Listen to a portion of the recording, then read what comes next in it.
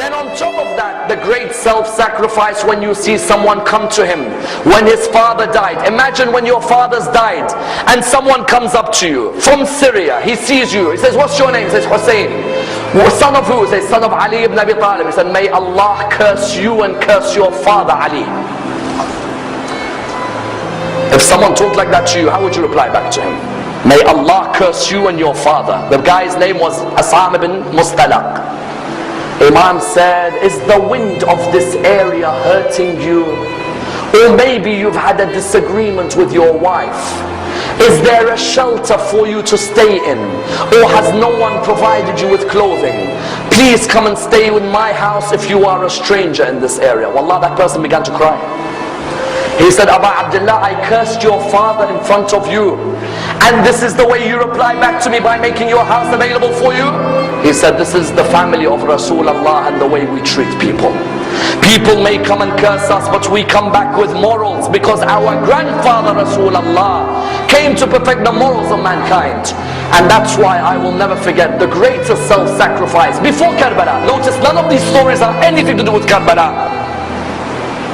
Before Karbala and the battle of Nahrawan, the soldiers who were caught by Ali ibn Abi Talib were standing there.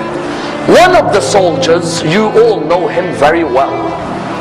He was fighting Ali ibn Abi Talib on that day. He had some rope around his hands. It wasn't too tight, but it was around the hands. Imam al-Hussein was walking past. He saw that soldier. And the soldier looked at him and said, Hussein, I beg you, please remove this rope from around my hand, because the rope is causing nervousness in me. Remove it. And I'm asking you. Imam al-Hussein went back to his father. He said, oh my father, I'd like a favor from you. He said, what is it? He said, this person over there, do you see him? He said, yes, I see him.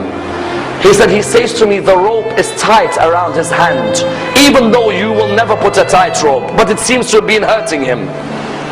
And he asked me to remove it. Oh my father, do you allow me? He looked at him and he said, Aba Abdullah, go ahead.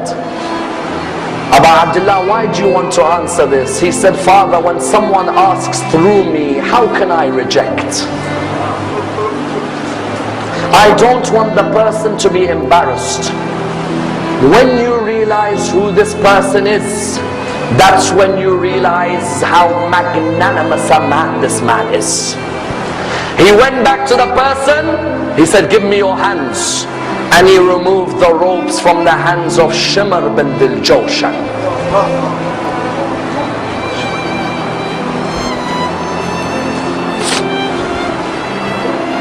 Tell me, which mercy did he show to you when he sat on your chest on the afternoon in Karbala?